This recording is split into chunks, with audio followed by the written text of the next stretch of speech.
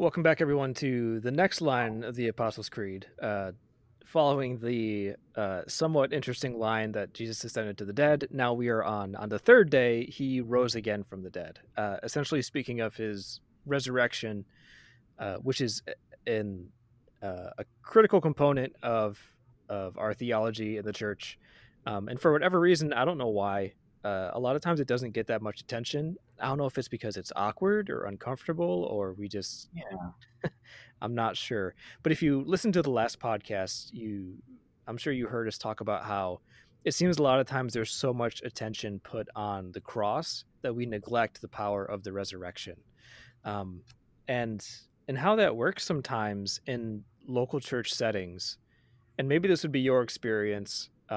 Honestly, it was a big part of my experience in several churches I've been a part of, is there's so much emphasis and so much attention on uh, focusing on the cross and the fact that you need to be saved, but then it it leaves unanswered the natural next question, which is okay, but what now?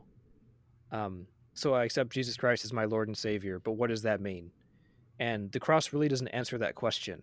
Um, that's something that the resurrection really has a good answer to, yeah, because it focuses on new life. It focuses on growth as a believer. It focuses on the fact that God is undoing the effects of sin, and we can be a part of rebuilding uh, uh, creation. We can be a part of His kingdom that has now been established and inaugurated in the resurrection of Christ.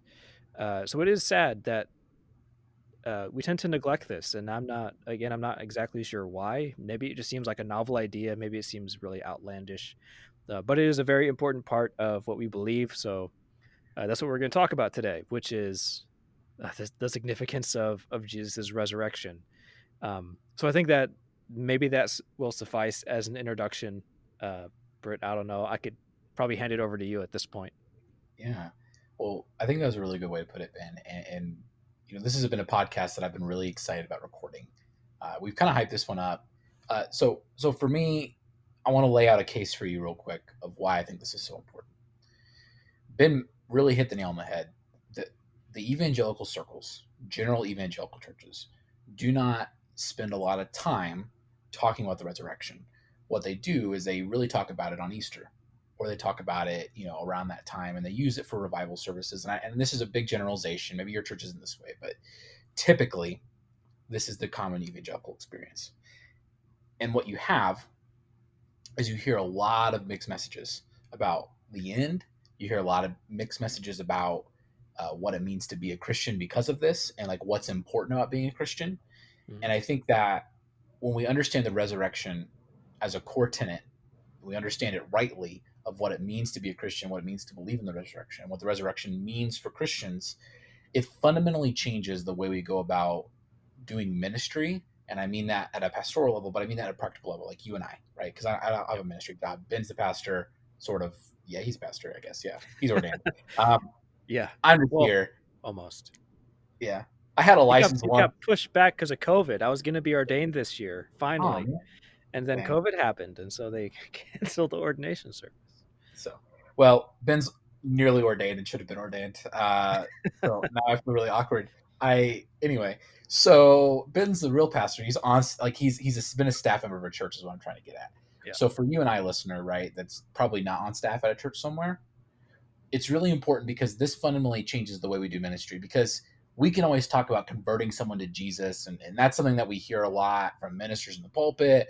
We see it on TV or our Christian televisions. We hear it in our Christian media. We read it in our Christian books. But that's an important step, but there's more to it than that, right? So what you'll hear is two things. You'll hear an overemphasis on this like this salvific, right? It's not even a word on the Yeah. salvation portion. Salvific, it's a word. Oh, good. Yep. The salvific aspect of Christianity, right? Like become saved, like get saved. On the other hand, you'll hear the opposite, where they talk about discipleship. Churches like literally shrink themselves down to their own closings because they focus entirely on discipleship as their model of how they want to do church. What Mhm. the resurrection does is it balances both. The cross carries no meaning without the resurrection. And that might be a bold statement, but hear me out. if Jesus lived as he did and he died and that was it, it really, really changes the way we go about things as Christians. Because if he died and wasn't resurrected, then death had really won and death has the final say. And then we get into some serious theological problems, right? Like, Mhm. can God conquer death? Is that the one thing that's like on God? You know what I mean? Like it Yeah. becomes this like kind of game. We can play this game where we do that, but like we don't have to play that game because the truth is that on the third day he rose again from the dead. So Ben put something in our notes when we were doing this. He called it when we don't have the proper focus on the resurrection. He called it an anemic theology. So I actually been you're gonna laugh at this, dude. I didn't actually know my wife's a nurse. I didn't know what the word anemic is. I didn't know what it meant. So I googled it. I googled it at our prep time when Ben was telling me the story. I was like, "Hey, I just need to know this word so I don't sound like an idiot." And it means it literally can mean like without lifeblood or vitality. Mm. So it's literally like a pale dying church. It's a pale dying theology. It's a pale dying belief system. Uh, Stagnant might be another word we would use in terms of churches. Missional but not purposeful Mm. would be a good way to think about it, right? Because like you can have a mission, but then it's a checklist, right? But if you don't have Yeah. a purpose behind it, then it doesn't have any meaning, it doesn't have any weight.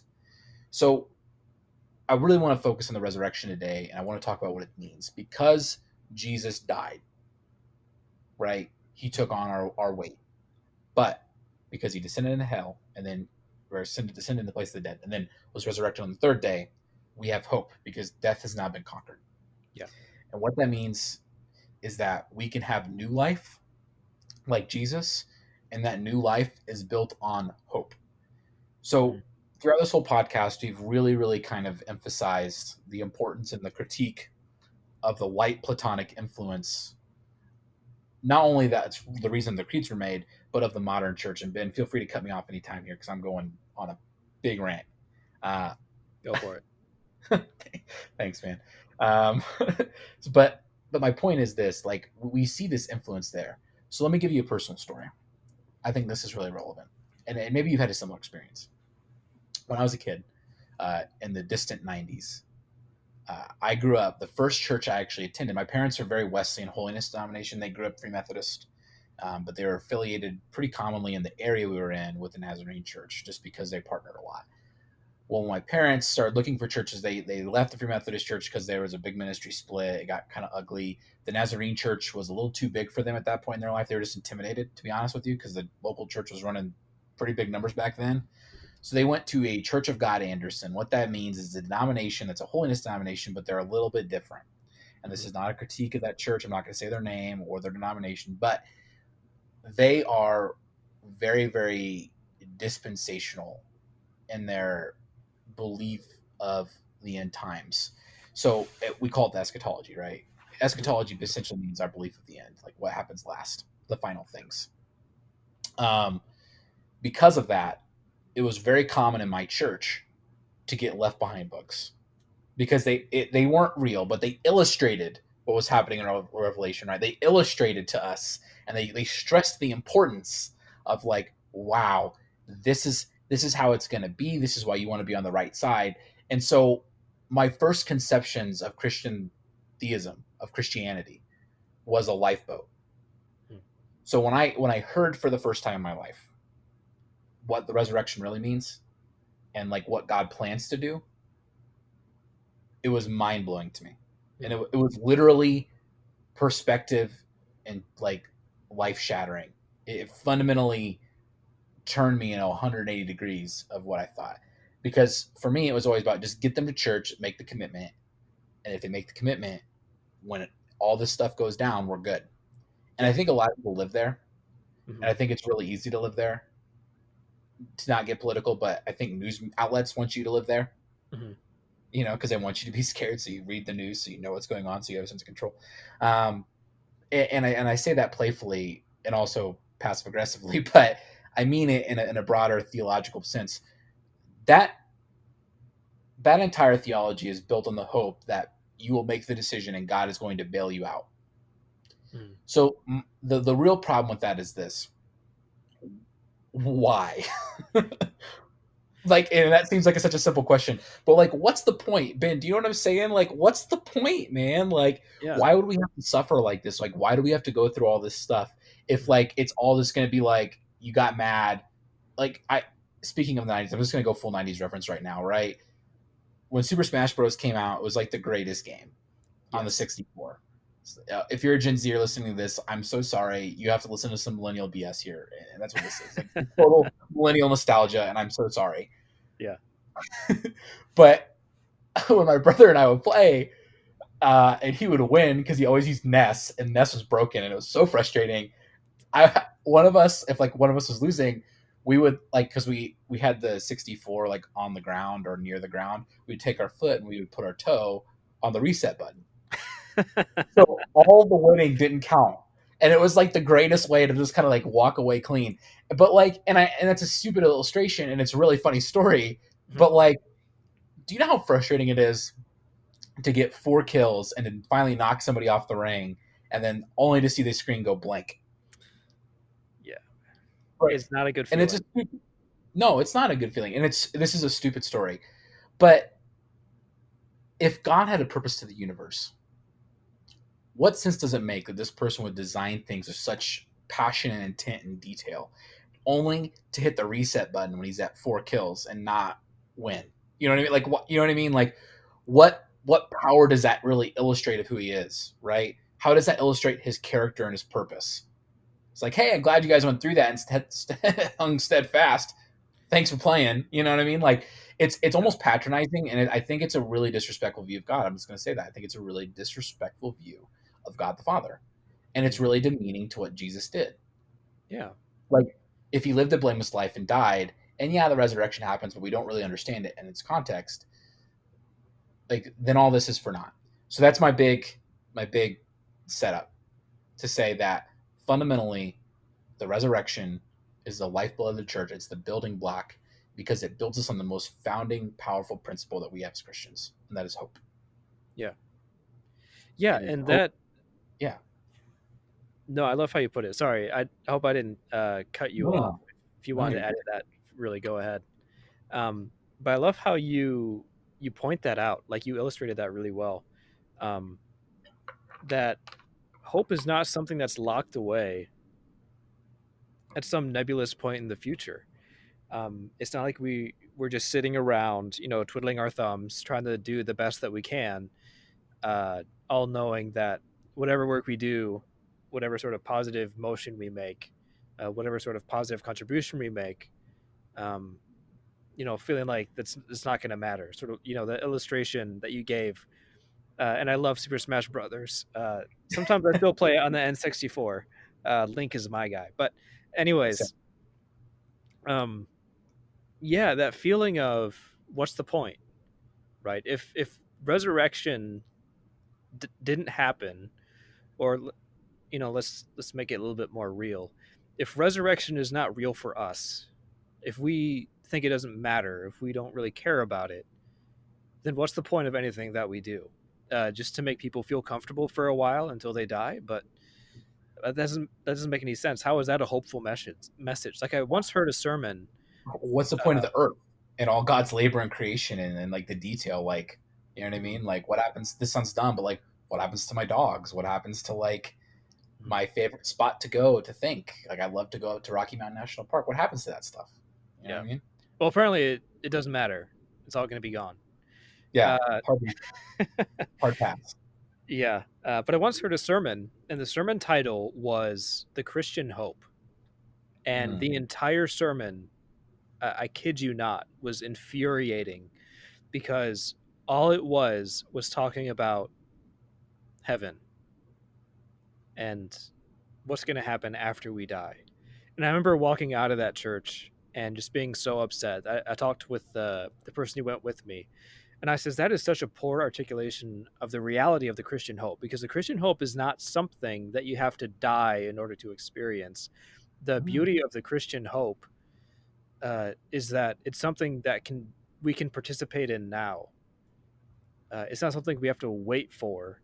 It's something that is offered to us, that we do, like what you said, that we can have a place, we can have a purpose, we can actually be about what God is doing, which is setting things right. Although you put it a bit different way, which is more NT right, uh, setting things to rights, uh, which which is true. And I don't know how often we actually give attention to this. The fact that it's kind of an answer to theodicy a little bit. So theodicy is the problem of evil. I think is the more common phrase. Yeah, yeah, yeah. If God is so great, if God is so wonderful, then why is there so much evil in the world? Resurrection partly answers that question, which is God is doing something about all the evil in the world. I would boldly He's not say that just he doesn't just partly, he fully answers it with resurrection. Sorry, Ben. yeah, That's my opinion. yeah. No, that's thank you for clarifying that. Yeah, that he is doing something about it and is present in the resurrection. That the effects of sin and death are not permanent. They are being undone, so to speak. And it starts with Christ's resurrection. This is why in Christian theology we talk about the resurrection. Well, I should say more generally, uh, we talk about Christ as the center of history, um, which is that like that is the turning point of all history. The history of the universe, Christ is the turning point. All of the uh, sin, all of the brokenness that occurred, uh, met its climax in Christ. And then from Christ, now it is all being undone, and new creation is entering into the old creation. Or I should say, new creation is being brought out of the old creation. I don't know how how to be The specific on language it, is but tough there. The language is really, we'll get into that a little bit more, but you're yeah, right. The language is tough. yeah, language is tough. Um, but that's true. Like God is doing something about all the evil in the world, and in some ways we can see it. In some ways, I think we try to bring it about ourselves, which doesn't really help. But the fact is that we can actually participate in what God is doing in the redemptive work. Like our lives are not about just sitting around waiting until the day that we can die and just go and be with Jesus, but that our lives can be significant. Which, by the way, that notion that our lives are somehow insignificant, which sounds really strange to say, but that's Yeah. how a lot of people do live. But if Um, everything's going to be reset hard at the end, though, Ben, doesn't it just kind of imply that by nature? Like you're not wrong. Like everything you're saying is true. That's the critique. That's what I'm frustrated with. That's what we've forgotten as evangelicals is that yeah. it doesn't matter because he's going to do it all in the end. And yes, we protect God's sovereignty that way. Mhm. But the point is that God created this world and you for a reason. And to totally neglect that is to totally neglect his purpose and plan, which I think is equally as egregious as diminishing his sovereignty in a theological word game. You know what I mean? Like, Yeah. I don't know. Does that make sense to you? Yeah, I mean, it's just crazy to think about. Yes, okay, I don't know if I could come across any Christian who would say God is not about redemption. However, which is exactly what which what I'm about to say is what you're saying, which is that God's redemption is not something that comes later. Um, God's It's redemption not. is happening. Yeah. Well, I would say in the ancient world, the idea of the significance of this life was very interesting, because and this is what the writer of Ecclesiastes is wrestling with, because it was believed that this is the only life that had significance, that there is nothing, there was sort of life after death, like you did exist beyond the grave, but it didn't mean anything. Like your existence after you died, uh, you had no value as a person anymore. You couldn't contribute anything. So the only life that mattered was the life you lived on this side of the grave. But the problem is, and again, this is what the writer of Ecclesiastes struggles with, is well, if that's the case, then what's the point of living? Because then you die, and then what you've done could easily be undone by the person that comes after you. So what good is it to? I mean, this is his argument. So what's the point of living righteously? What's the point of living to accumulate wealth and all of that. And of course, his response is, "It is better to live righteous than wicked." Uh, but I think that idea still resonates because in the Old Testament, much of the idea, at least in that culture, was the idea that what happens now could easily change.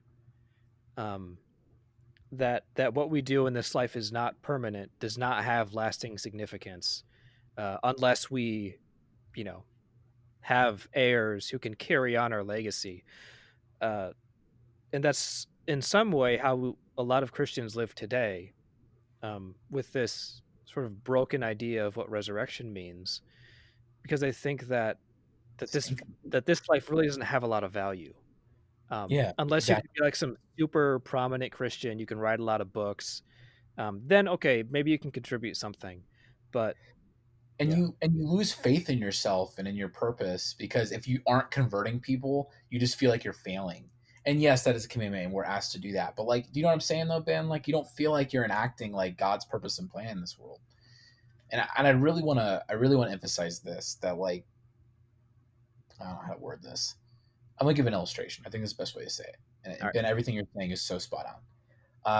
I'll give two illustrations. I think they both illustrate it completely. If you had a lottery ticket mm, and you won and you knew you won, but you had to wait for a week to cash it in. So you are walking around every single day with a winning lottery ticket in your pocket. You don't let that bad boy leave your person, but you know that ultimately your life is going to fundamentally change. mhm, How much more giving are you going to be? mm, How much less stress are you going to carry? How much happier are you going to be?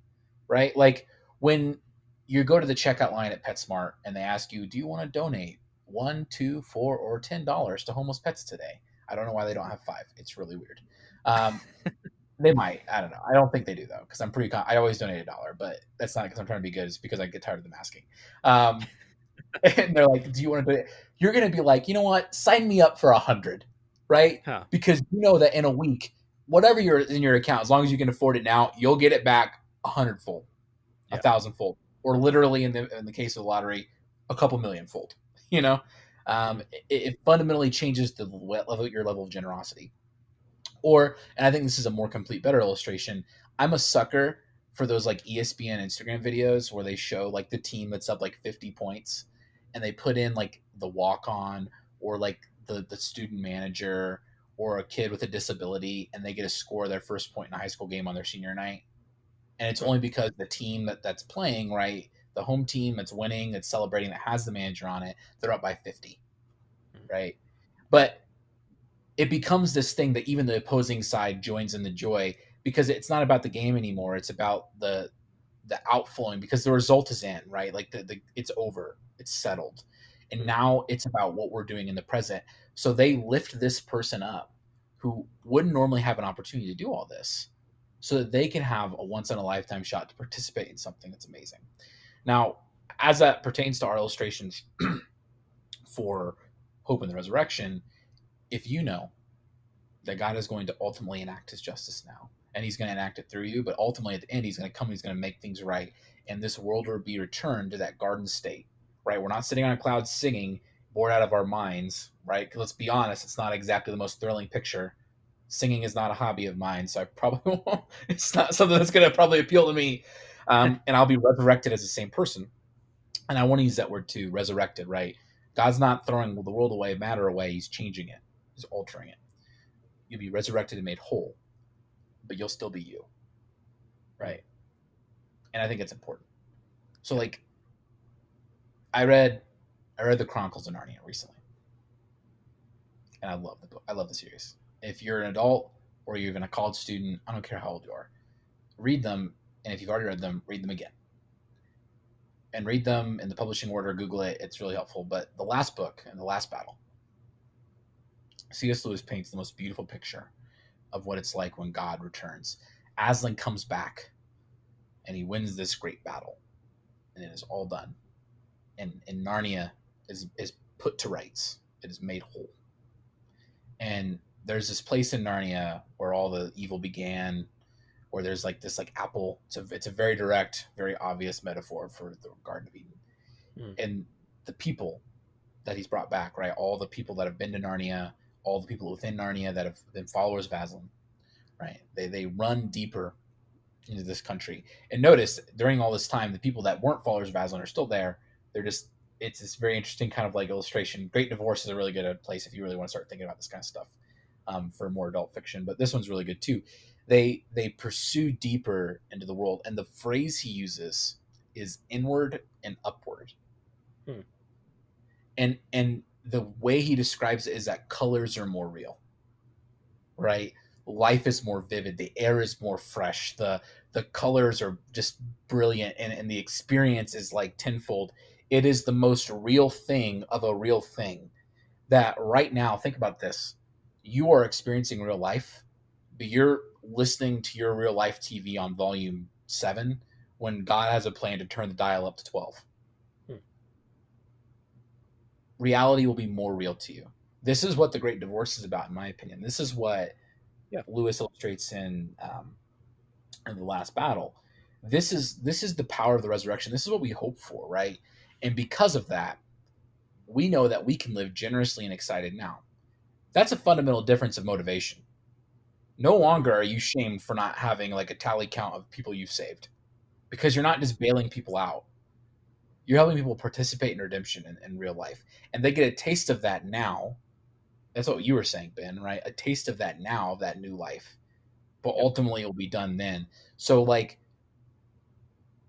let's just talk about what it is.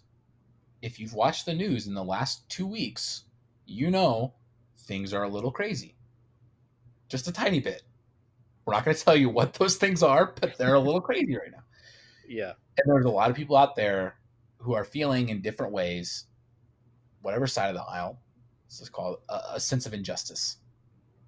And the irony here is that none of us as human beings can truly say definitively what is truly just, to some extent. Hmm. But we know that the God of the universe will come back and he will enact his justice, the one perfect, pure, powerful, clean justice. And all of us who have ever been wronged in any way will have those made right. Hmm. Every knee will bend. It's going to happen. This is the picture and the vision, right? And life will be made whole. You will be made whole. And for me, that hope is what the resurrection is, and we need that needs to be the building block for Christian faith, not the cross. Not that the cross isn't important; it's incredibly important, but the cross doesn't carry the same meaning without the resurrection. So Ben, Right. I'm so sorry that I got on the soapbox, but I appreciate you letting me go on it. Yeah, Because, absolutely. but think about it, man. Like this changes our ministry. Like the my motivation, my core purpose, like is fundamentally altered. Hmm. Like I don't I don't say like I don't even preach the same way for that. Like I don't even minister the same. I don't communicate to non-Christians the same way. Like Yeah. it's not about, believing. It's about participating. Yeah. It's about experiencing like hope, like the realest thing. Yeah. Sorry. It makes me so excited. I love the resurrection. Literally my favorite thing. Yeah, no, it's true. Like it is about participating in what's happening, and the resurrection of Christ is proof that this life is not all there is.